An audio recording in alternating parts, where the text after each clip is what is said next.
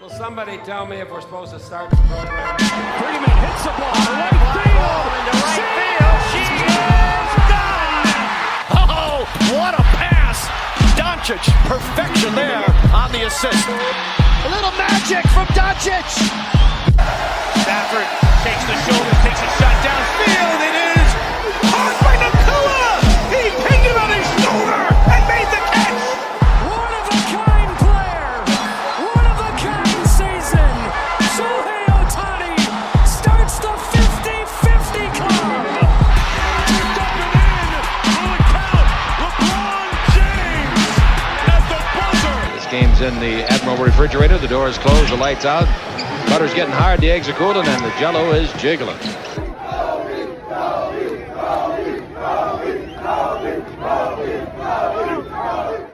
What is up, everybody, and welcome to the first LA Sports Roundup Podcast of 2026. I am your host, Mike Andrade. I hope you guys are having a wonderful start to the new year. I am, and it's been a good few days into the new year, so hopefully the progress continues into the new year, and I hope you guys have progress in wherever areas you guys need to have progress going into the new year and continue the momentum of a strong, great new year.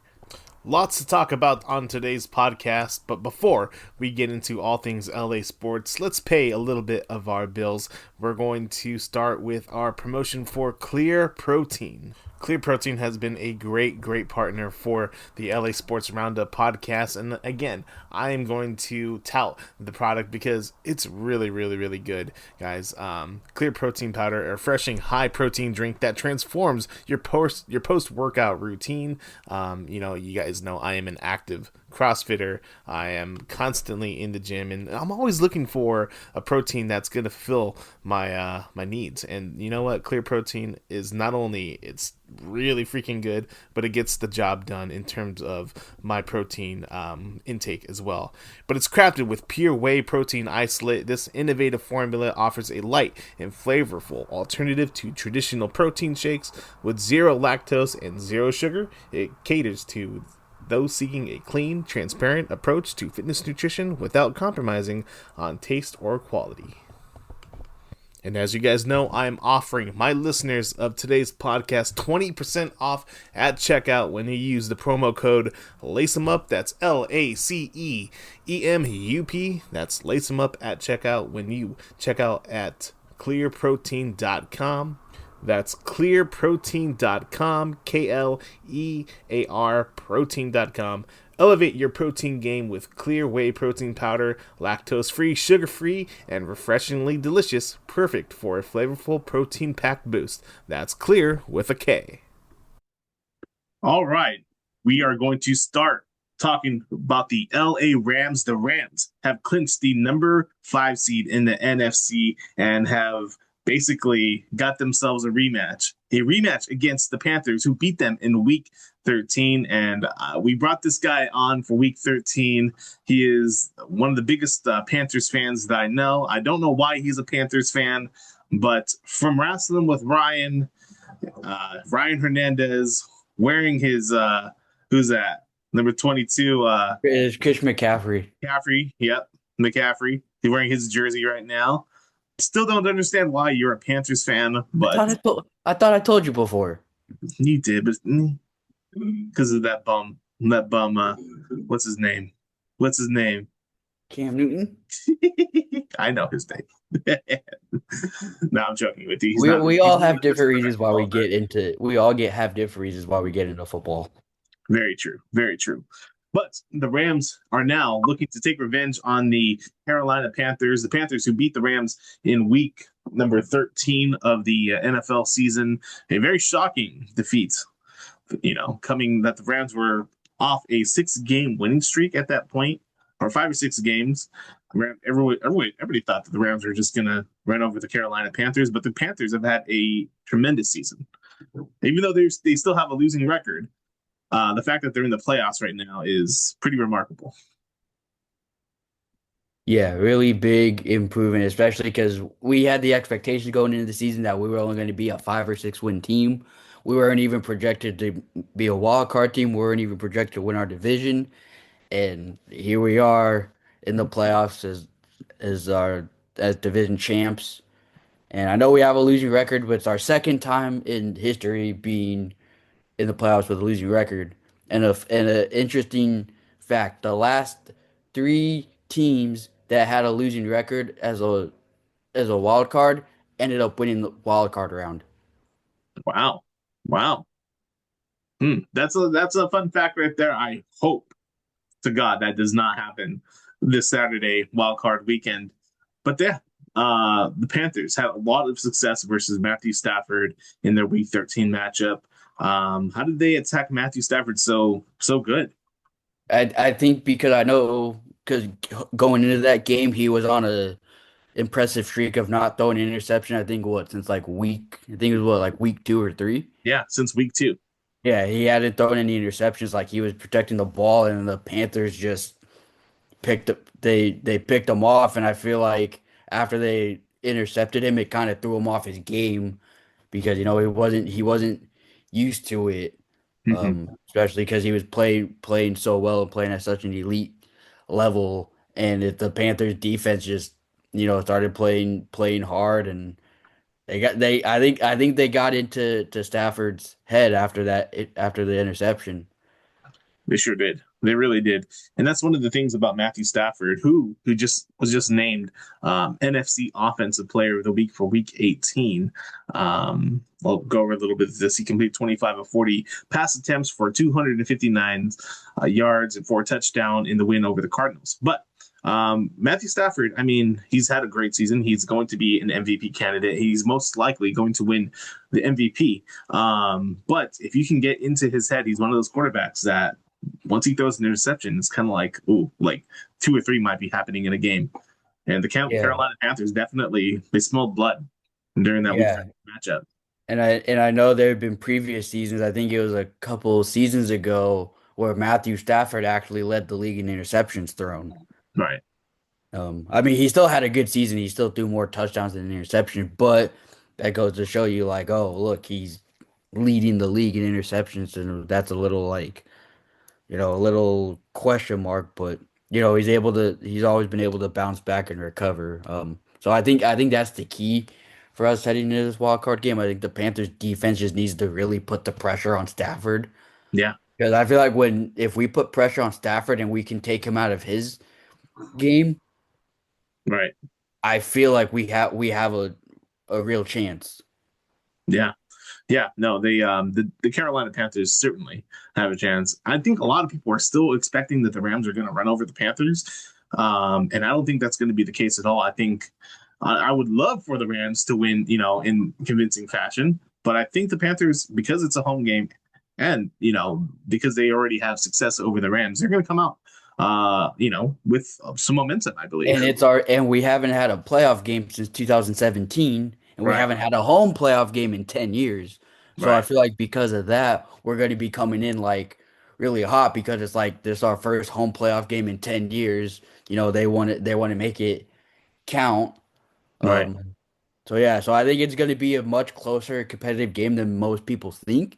Mm-hmm. I think it go either way. Obviously, I want the Panthers to win, but I think this is a game that could go either way. And so, it should be a good game. And I know I said we need to put pressure on Stafford and slow him down, but we really need to slow down Puka Nacua, because if he goes off, then it could look pretty ugly.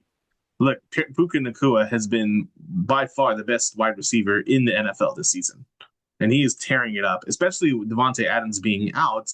Puka Nacua hasn't lost a step, and in fact, he's even gotten better with having basically the whole field to himself. Yeah, but he's basically, because this is year 3 in the league for him. Yeah, year 3. He's been getting better each and every year. Like he's definitely going to be a star for years to come. Right, but the Rams will have Devontae Adams back in time for Saturday's game. Devontae Adams, he wanted to play in their final game against the Cardinals. We ended up sitting him out, and I guess he was pissed off that he couldn't play. But precautionary reasons, the Rams sat him out just to get him fully ready for Saturday's wildcard game. But we are having Devontae Adams back, and that's going to make a huge difference for the Rams. But they're also getting back tight end Terrence Ferguson. He's had a hamstring injury, and then offensive lineman Kevin Dotson as well. So those three guys as well. Also, Quentin Lake, a huge factor for the Rams defense. Safety Quentin Lake has had an amazing season on the defensive side. And Quentin Lake, ex-UCLA Bruin. Right. Yeah, definitely. So getting those guys back will make a huge defense for the Rams on defense, for the secondary, and Quentin Lake, and then on offense, getting Devontae Adams back, and then also just getting our O-line back as well. Everything's kind of falling in place for the Rams. What do the Panthers have coming into this game injury-wise? I know currently on the injury report they have two players. They have a Bobby Brown the third, a defensive tackle, and concussion. Robert Rochelle, a corner concussion, and then Claudine Cherolis, a linebacker, has a calf ankle injury. Tershawn Wharton has a hamstring. Robert Hunt has a bicep injury, but he was a full participant, as was Wharton, and Chandler Zavala, the guard, has calf, but he was a full participant.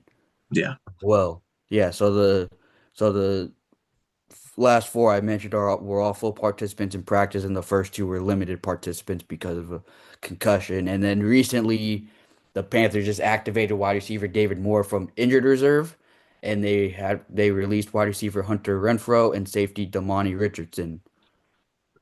So even though the Panthers are banged up right now, the Panthers are still going to come in, with some reinforcements back. Yeah, we still have we have Tet McMillan, who's probably going to win Offensive Rookie of the Year because he had a great season. He became just the second Panthers rookie in franchise history to record 1,000 yards. He had 7 touchdowns, which led all rookies this year. He had 1,014 receiving yards, which led all rookies this year.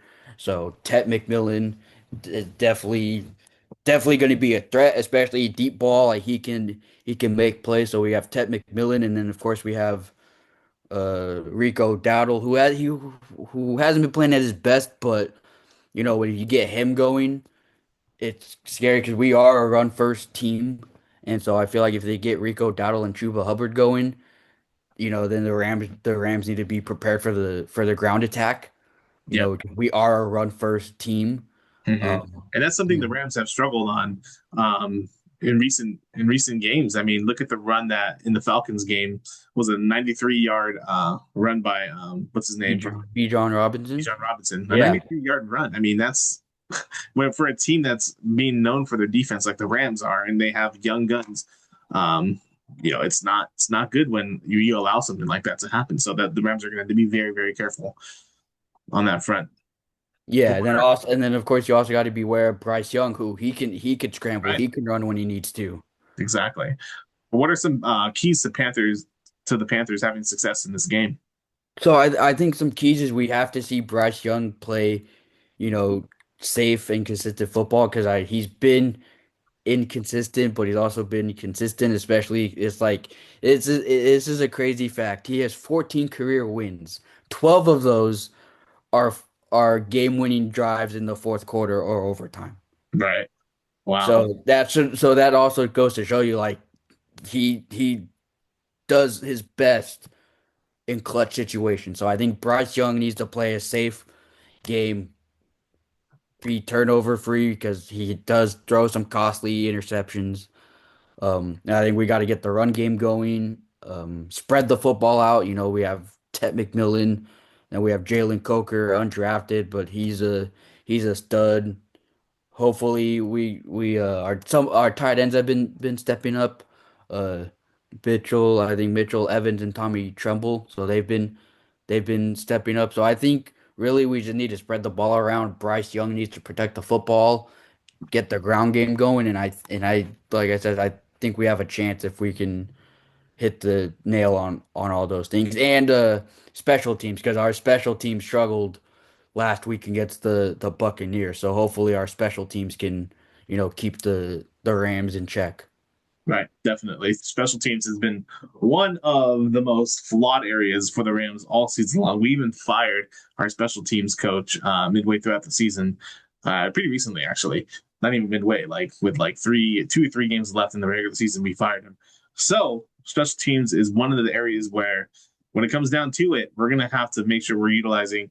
I think keys for the Rams is, I think Matthew Stafford is unafraid of throwing any pass. But if he gets picked off, I think that's going to change the momentum of the game. But also the run game, having Blake Corum and Kyron Williams both back and forth in the huddles, I think that's going to be key, because once you establish a good run game, that's going to open up so many things for Puka Nacua and for Devontae Adams and the rest of the gang there. So, and not only that, Tyler Higbee had a pretty good game. Yeah. Sunday. Yeah, because we were watching the game. Yeah, Tyler Higbee looked like the Tyler Higbee of old pre ACL injury. Exactly. Yeah. And these guys on the defensive side as well. Landman, Quentin Lake, these guys are gonna have to show up, all of them, really. So it's gonna be a group effort to. You got Byron Young and Jared Verse. Those are two studs. I mean, those guys are just like they're the anchors of the defense. Yeah, those are two studs on defense. So if you can get them going, they fire up the entire Rams defense. Right. Exactly. But prediction time. What do you think the score is going to be? So obviously, because I'm a Panthers fan, I'm going in the direction of the Panthers. But I like we both said, I do think this game is going to be a lot closer than people think. I think it's going to be a lot more competitive, and I also think it could be a defensive game as well. Mm-hmm. So I'm going to say that it's going to be, I'm going to say 34-31 Panthers. 34-31. Oof. Wow. Because the last game we played was 31-28 Panthers. Yeah. So it came down to a field goal. So I wouldn't be surprised if it came down to a field goal again. Yeah. Okay. 30. You said 21-21. 34-31. Okay. I think we win it by a field goal. Okay. My prediction is that the Rams have been averaging about 30 points a game. And so I'm going to stick to the 30s there. But I think it's going to be a couple touchdowns margin. I think it's going to be about 30-14. That's going to be my guess. That's going to be my hope. The Rams are just cruising their way to victory, and the defense shuts them down, really. And the one thing I will say, our defense has improved tremendously from the start of the season, especially last year. Last year, we were the worst defense in the NFL, historically bad.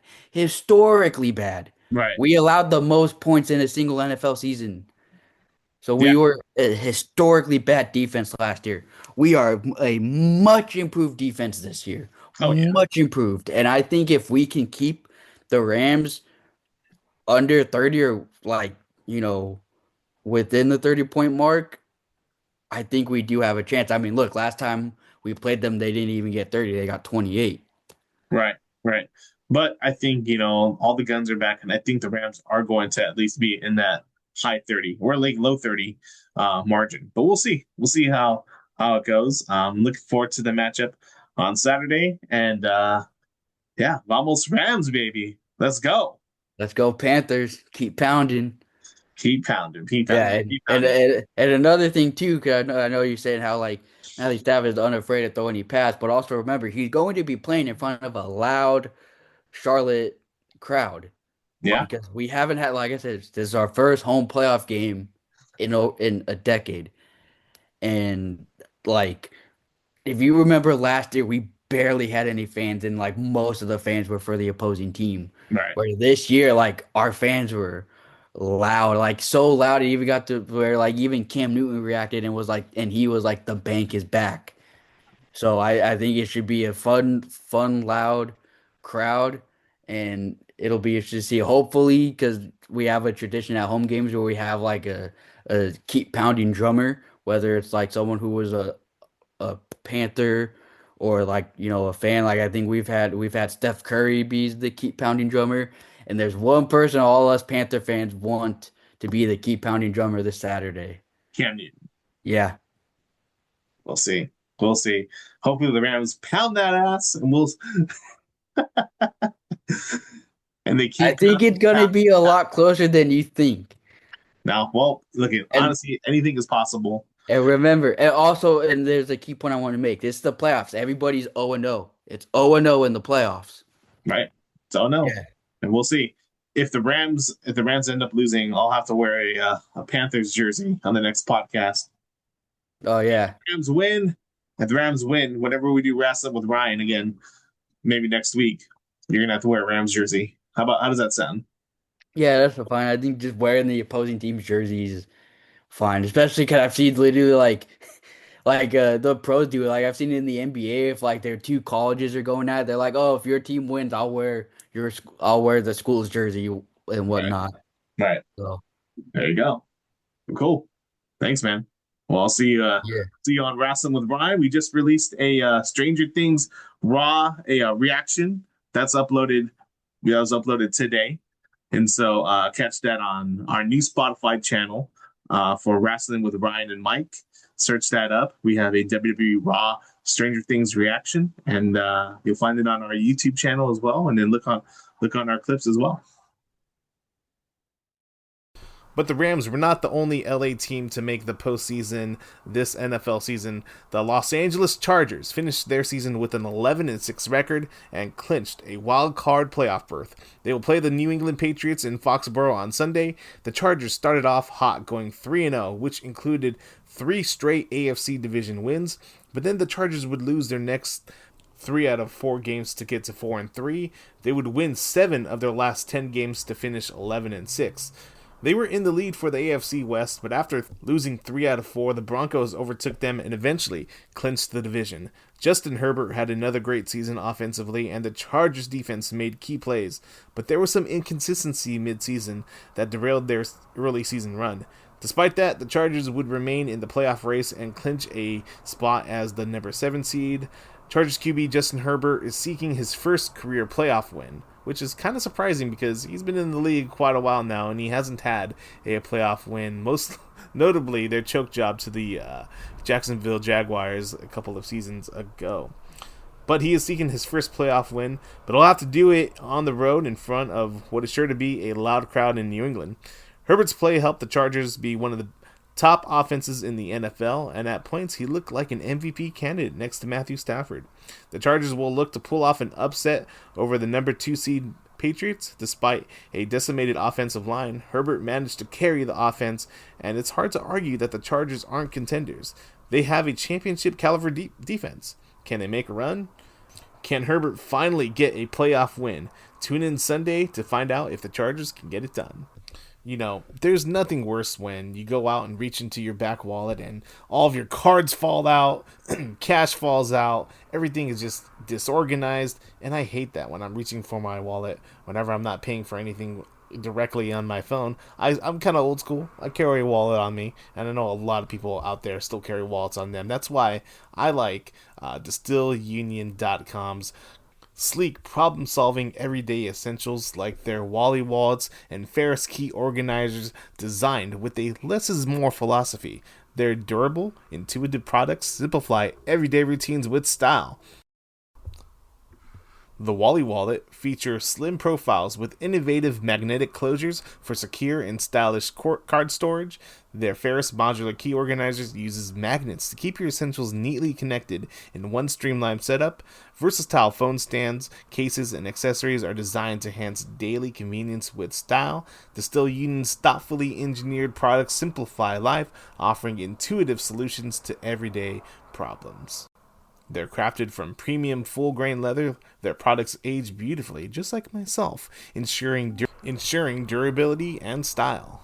This is why I'm offering 20% off at checkout when you go to DistilUnion.com. You go to their checkout and you use our promo code LACEEMUP. That's LACEEMUP. That's LACEEMUP at checkout at DistilUnion.com, and you'll get 20% off any product. Quit the same old boring bulky wallets and go to DistilUnion.com. That's DistilUnion.com. Moving off of football, let's talk a little bit about the Lakers. The Lakers came into the season with some high expectations. With Luka Doncic leading the way, it's clear that this was Luka Doncic's team heading into the offseason, and LeBron James was going to be the second fiddle on the team. But both, having two stars on this team, many expected them to be at the top of the Western Conference, and they have. The Lakers are currently at 23-11. They're third in the Western Conference, and if you look at everything on paper, you're thinking everything is going well, right? But if you're watching the games, that's absolutely not the case. Despite having a 23-11 record, the Lakers over the last 15 games own a 8-7 record, which is not great. That's barely above 500 basketball, and it's a team that is struggling both with consistency, identity, and stability, both on both ends of the floor, mainly on the defensive end of the floor, where the Lakers are ranked 22nd in the NBA for defensive efficiency, giving up 116 points a game, and while also giving up 114 points per game in every loss. The Lakers average 115 points per game, so it's basically a -1 defensive plus minus. And it gets even worse than that, allowing three-pointers. And the Lakers are at the bottom, near the very bottom of the NBA at allowing three-pointers made per season. They're allowing 13 attempts made a game, which is horrendous, and they're allowing 36.8 points allowed off of those three-pointers. So it's not a good defensive effort whatsoever. And I talked about this last podcast. JJ Redick said that there was guys continuously not making the effort in switching over and bringing energy. And yeah, the Lakers have done a horrible job at covering guys out in the three-point line. And that's really it's a testament to them not being able to bring it every single night in terms of their energy, but also just the team is not a good defensive minded team whatsoever. They're horrible at it. I mean, who can you really point at besides maybe a Jared Vanderbilt on this team that can really cover out and stop guys out in the perimeter? I mean, I can't really think of a whole lot of guys on this Lakers roster that can really go out and stop guys in the perimeter and lock them down.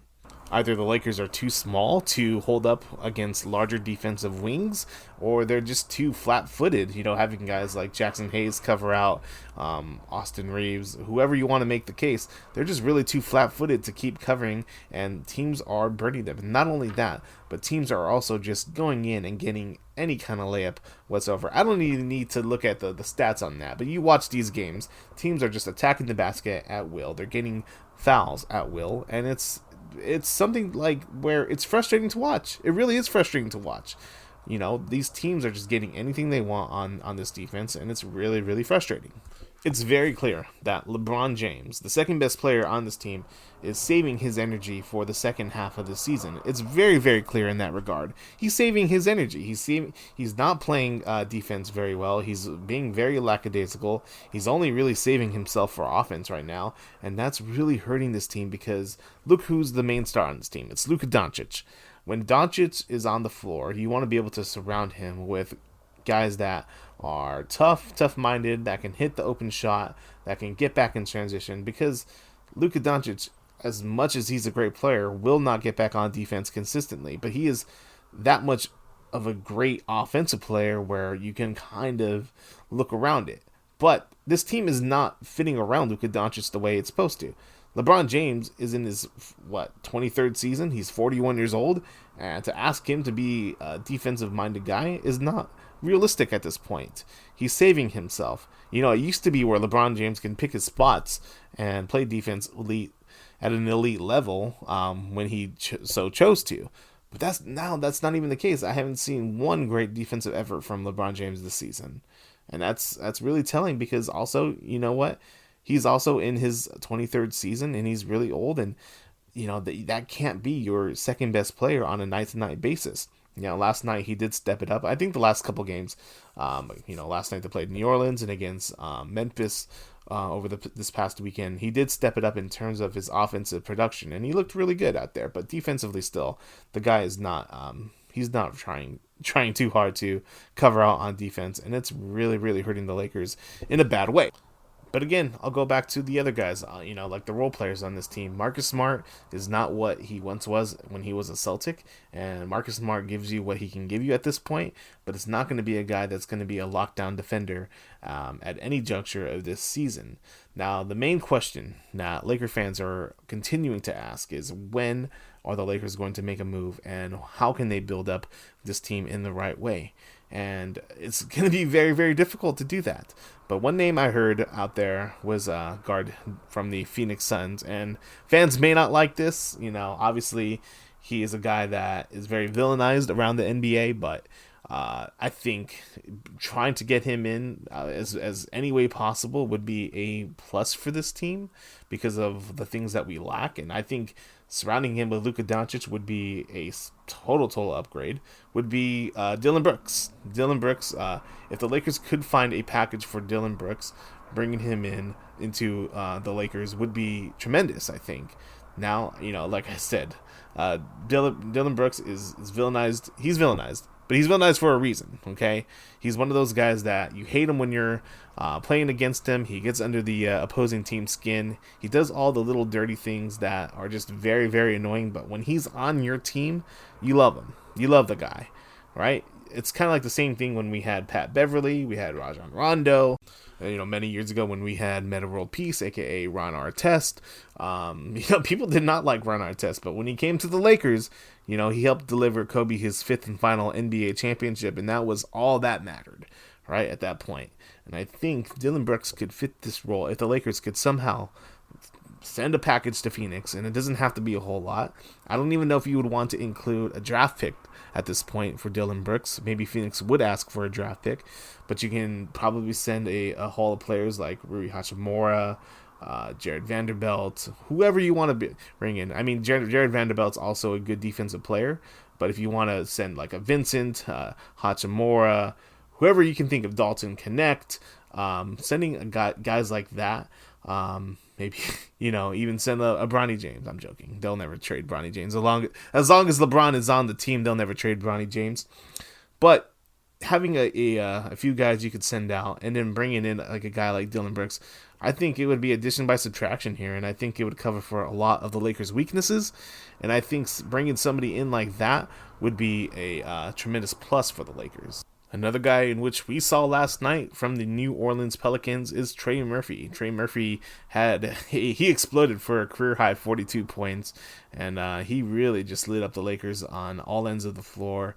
And you know what? It was very, very evident that the Lakers did not have a guy that could cover anybody like Trey Murphy. But if you were somehow to trade for a guy like Trey Murphy, or just for himself, I think that would be such a tremendous value for the Lakers, not just on the defensive end, but you can plug him into maybe the starting lineup, pairing him with like a Jake LaRavia.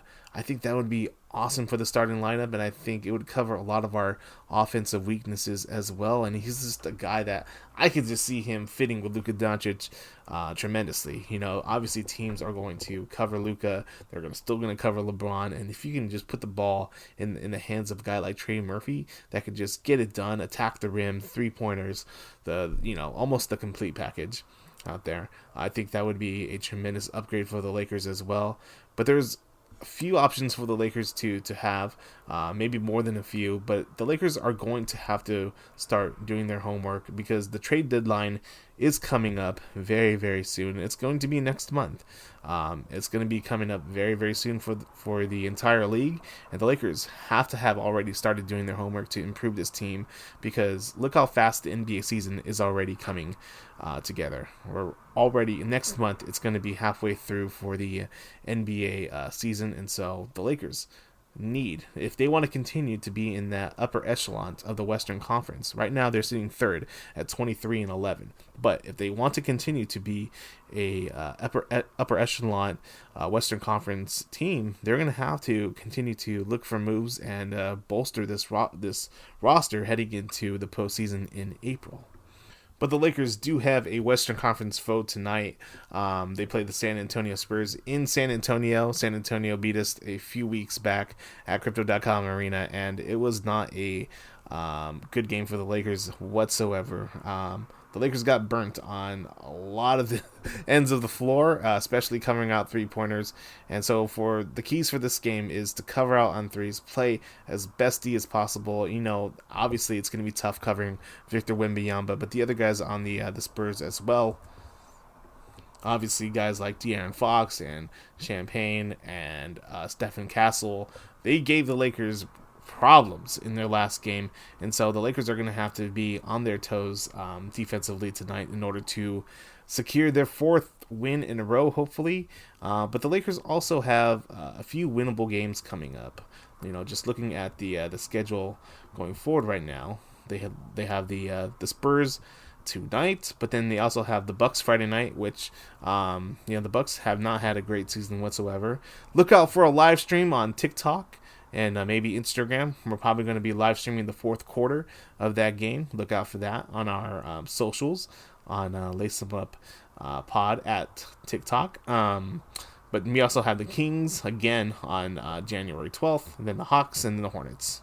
And so those are very, very winnable games for the Lakers. And then going forward that, they have the Trailblazers. And so very, very winnable games. And it's going to be crucial for the Lakers to continue to get ground in the Western Conference and take advantage of their schedule right now, because after we play the Trailblazers, we have the Raptors, and then we play the Nuggets, the Clippers, the Mavericks, and the Bulls. And so very, very tough games coming up after that stretch, but the Lakers have to do their part in terms of getting victories while they can, while the schedule is a lot easier. All right, so that's going to wrap up today's podcast, guys. This was the first podcast of 2026 in terms of the LA Sports Roundup Podcast. I want to thank you guys again for tuning in. Make sure to subscribe on all of our channels onto YouTube, Lace Them Up Sports, subscribe on Instagram, TikTok, hit that like button, subscribe button. And yeah, it's all appreciated. It's all appreciated, guys. Make sure that you guys are hitting all those subscribe buttons, and we'll be back with another one very, very soon. I want to thank you guys from the bottom of my heart, and we'll see you next time.